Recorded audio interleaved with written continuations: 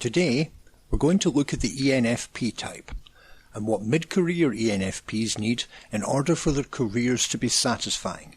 Edythe will provide an overview of this type as it relates to work, a brief mention of the cognitive functions, which are the middle two letters, ENFP strengths and weaknesses, and finally, possible career paths and recommendations for this type. Let's start with the overview first, Edythe. ENFP stands for extroverted, meaning they're energized by the external world of people and things. Intuitive, they receive information from their intuition or sixth sense, and therefore see the big picture and abstract ideas before detailed sensory information. Feeling, they prefer to make decisions based on the impact of people. And perceiving, meaning they prefer a flexible and adaptable lifestyle. Great description of the four letters. So this is your type, Edythe, is that correct? Yes, so I have a very personal understanding of this type's challenges as they relate to career changes. I imagine you can also easily empathize with other ENFPs who are considering a career change and are also aware of what they need in a career in order to be satisfied with their lives. Absolutely. Like many ENFPs, I still haven't figured out what I want to be when I grow up because the future just has so many interesting possibilities. One thing that I've found helpful to many ENFPs who are unsure what direction to head in is to remember that while you can do just about anything, you can't do everything. So prioritizing would probably help ENFPs decide on a suitable path. Could you begin by providing an overview of the ENFP type as it relates to midlife career changers? Sure. The basic themes of the ENFP's life are connections, connecting people to resources, to other people, and to possibilities. ENFPs are great improvisers who can do almost anything they set their minds to. Worthwhile tasks are those that encourage and enlarge the self and involve more fun than drudgery. If work isn't fun, it's probably not worth doing. They are at their best in situations that are fluid and changing and that allow them to express their creativity and charisma. ENFPs have a natural ability to empathize with others, so they're great motivators with this often uncanny ability to get people quickly and accurately. Because they're so enthusiastic, it's easy for ENFPs to get support for a number of existing ideas or causes. However, they may start more things than they finish. So while other types might be attracted to an ENFP's charm, they may soon grow frustrated by the lack of organization and follow-through. And it may be hard to communicate this to ENFPs because they tend to be hypersensitive to criticism. However, they have tremendous loyalty to others who are responsive and supportive of them. And in a work environment, this engenders more loyalty with others, and it often leads to better communications and productivity. It sounds like ENFPs are all about creativity and adventure, and they sound like generally positive, optimistic people. From what you're saying, though, they can get frustrated by too much structure or work environments that they perceive as too cold or judgmental. They can also get bored easily, so they're going to be at their best in careers or work environments that are regularly changing, meeting new people, new and different people, working on different projects, things like that. That makes sense. So what about the cognitive functions, which again are the middle two letters, for ENFPs? The dominant function for ENFPs is extroverted intuition. Intuition, or N, is an information gathering process focusing on connections and relationships between objects, people, and events in the environment. ENFPs are intrigued by possibilities. The higher the number of potential outcomes, the more exciting the situation becomes. Therefore, they're going to have millions of ideas floating around in their heads, but they may have trouble sticking to just one idea. So extroverted intuition means that the future is meant to have multiple possibilities. So these folks are great at opening up options and coming up with very unique ideas. Yes, and the secondary or auxiliary function for ENFPs is feeling, or F. This is a decision-making process based on an internal world of very personal values. This process is about maintaining inner harmony by aligning with core values as well as supporting the values and authenticity of others. People who use introverted feeling may only share their true feelings with the people they know well, but they tend to be intrinsically aware of the needs of others and often unknowingly create non-judgmental and supportive environments where people are comfortable enough to open up. So, used together, how do extroverted intuition and introverted feeling apply to choosing a career? These two letters, N and F, will usually result in a preference for careers or work environments that require variety, creativity, learning new things, and perhaps brainstorming in a team environment, particularly at the startup phase of a project. It also results in environments that value human possibilities and make a difference in other people's lives. I'm sure this will be helpful for our listeners who are ENFPs and considering multiple career paths. Edythe, can you now talk about some of the strengths ENFPs will bring to a work environment? Sure. First, they're genuinely optimistic. ENFPs are very sociable and they bring a zest that draws others towards them. At the same time, they value depth and authenticity in their close relationships, and they direct energy to creating and supporting open and honest communication. Second is great people skills. ENFPs value harmony and goodwill, and they'll go above and beyond to truly be helpful to someone. They like to please others, and they'll adapt to others' needs and wishes whenever possible. They're idealistic, focused on human possibilities. ENFPs have exceptional insight into possibilities and connections that others often don't recognize. They feel confident moving ahead based on their insights, and their enthusiasm tends to bring others along. And they're also adaptable and creative. ENFPs often follow non-linear career paths, and they have the innate ability to generate options. It's always more exciting to engage in several projects at once and to have more than one way of accomplishing any of them. These are definitely qualities I'd like to have in someone that I'm working with. There's something to be said for being around people who bring positive energy and affirmation to the workplace. Yes, and most ENFPs are so natural at doing this that it's nothing to them. But ENFPs also have areas they need to improve upon. So, can you share 3 weaknesses you often see in ENFPs? 3 that come to mind are ignoring or avoiding anything that's already been done or requires routine maintenance. Because ENFPs are most interested in possibilities, they may be so eager to move on to the next challenge that they leave projects unfinished or disorganized. ENFPs need to learn to choose their activities carefully and finish what they start.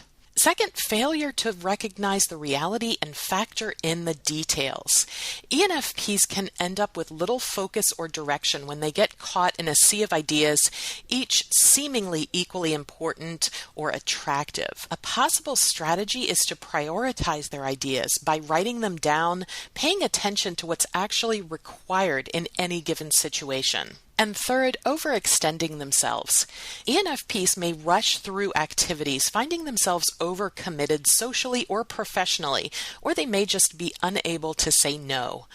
On the other hand, without outside stimulation, ENFPs may find themselves stagnating. So realistically evaluating their current situation, screening the most relevant activities or projects, as well as looking at the implications of their behaviors on themselves and others are strategies for dealing with overextension. I see. I imagine that some of these are things that get better with time, though? Right. Type development theory states that as we develop, we gain more confidence in using our non-preferred functions.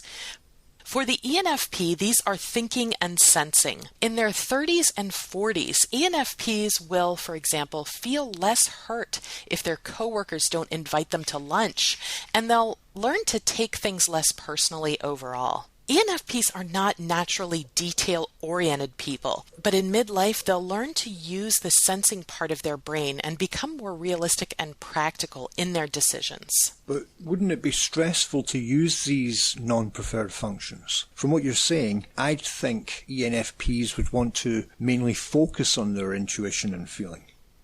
That's most comfortable for ENFPs, yes, but balance is also important, and for our own well-being, we need to work on improving our weaknesses. There will always be things that are naturally stressful for ENFPs, like spreadsheets, scheduling, organizing. Anything that involves too much detail or too much alone time isn't going to make the best use of the ENFP's natural abilities. These tips will be helpful for our ENFP listeners to keep in mind as they progress in their own career development. And speaking of career development, I'd like to talk about 4 possible career paths for ENFPs. These would be creative paths, such as writers, musicians, and actors, marketing, social services and teaching, and entrepreneurs. This is what I'm sure our listeners have been waiting for. Before we get into that, Edythe, I believe you mentioned that ENFPs have trouble deciding on a career path. Could you talk a little bit more about that? Sure. Speaking from my own experience, we ENFPs have trouble making decisions with just about anything, just because of the possibilities. The possibilities are so much more fun than the reality. And that's what extroverted intuition, as we discussed earlier, is really all about. We do get better about this as we grow and mature. So for those ENFPs out there who are worried about making the wrong decision or about becoming bored, things do get better as you gain confidence in using your non-preferred thinking and sensing functions. So ENFPs tend to have a great deal of difficulty settling on just one career for 3 reasons that come to mind. One is they truly believe they can do anything they want. Second, the search for ever new fields to master is always more fun than remaining in a career that's already been conquered. And 3, they usually can do almost anything they set their minds to. Unfortunately, their career choices, like so many things, may result from trying to please others. To please parents, for example, ENFPs may find themselves in careers involving the kinds of skills that over the long haul may become frustrating or stressful for them. So ENFPs will generally find more satisfaction and greater rewards in careers that involve human services, such as family medicine, psychology, teaching, and theology, rather than in such fields as accounting or engineering. Yes, and as managers, they are far more advocates and mentors than bosses, believing that their role is to help everyone achieve individual goals. Right. So, let's talk about the 4 career paths you mentioned earlier. Creative. Examples: journalist, musician, actor, artist, and writer. The obvious appeal of these creative careers is the opportunity to continually develop new and original approaches. ENFPs enjoy the creative process, especially if it offers the opportunity for collaboration and to be inspired by working with others. The more unconstrained and flexible the work environment, the more ENFPs will like it. They'll work well independently, but they're going to need frequent, spontaneous interaction with others in order to keep their creative juices flowing and to keep their work fun. Marketing and planning. Examples include advertising, public relations, and creative director. ENFPs are excellent long-range thinkers, and they can easily see the possible effects of an idea, program, or service on others. They take the needs and concerns of others into consideration in their planning, and they often devise innovative and humane solutions to problems. They enjoy creative problem solving, especially as part of a lively and energetic team. They tend to be clever and funny, and many ENFPs will therefore find great satisfaction in writing or advertising copy for print or broadcast media. The fast pace and constantly changing face of advertising is also appealing. Similarly, ENFPs can be great spokespeople for organizations in the role of a public relations manager. Great information. How about the social services area? I imagine that would be a popular path for many ENFPs. Social services: counselor, social worker, clergy, teacher preferably of the arts or social sciences.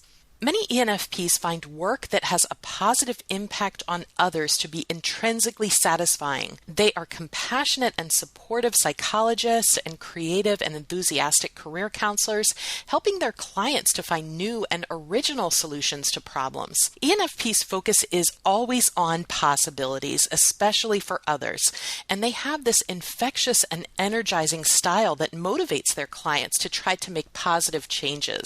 They truly enjoy helping others develop their own spirituality and often are attracted to careers in some form of ministry. I can see why these would be good choices for ENFPs. How about entrepreneurs? Entrepreneurs. ENFPs are born entrepreneurs. They enjoy working for themselves because it gives them the freedom and flexibility and the opportunity to choose the projects they wish to work on and the people they want to work with. They have an abundance of ideas they want to see turned into reality, especially those that will affect other people. Many ENFPs enjoy being independent salespeople, especially selling intangibles, ideas rather than products. The conventional business world is usually not appealing to ENFPs because they dislike excessive rules and regulations and standard operating procedures. However, within traditional organizations, we may see ENFPs flocking towards the human resources department in the role of trainer or counselor. This is great information, Edythe. I'm sure it's going to be useful for ENFPs who are thinking about a career change, and also for people who work with ENFPs to understand how they best function at work. Is there anything else you'd like listeners to know as we conclude? First, keep in mind that there are successful people of all types in all career fields, so the career paths mentioned aren't necessarily indicative of all ENFPs. Second, each person, even of the same type, has different career development challenges, so I'd like to reassure my ENFP listeners that if you don't know what you want to do, or if you're considering multiple career paths, or you're worried because you seem unable to stick to just one path, please know that this does get better with age and experience. One strategy for handling this is to pay more attention to the reality of the situation instead of imagining what could be. Prioritizing, as we discussed earlier, coming up with a list of the most important items in a career and ranking them in order from most to least important can also help. I'd also like to cite some references that I use to obtain this information, and those would include Type Talk at Work by Otto Kroger, Just Your Type by Paul and Barbara Teeger, and Life Types by Jean Kumaro and Sandra Hirsch. That's excellent. Thanks so much. Again, Edythe is a career counsellor and Myers-Briggs Master Practitioner, specialising in mid-career adults. Find us on Facebook, Twitter, and of course our website, where you can sign up for our newsletter at www.atopcareer.com. Feel free to share this file with your friends. Until next time. MBTI and Myers-Briggs are registered trademarks of the MBTI Trust.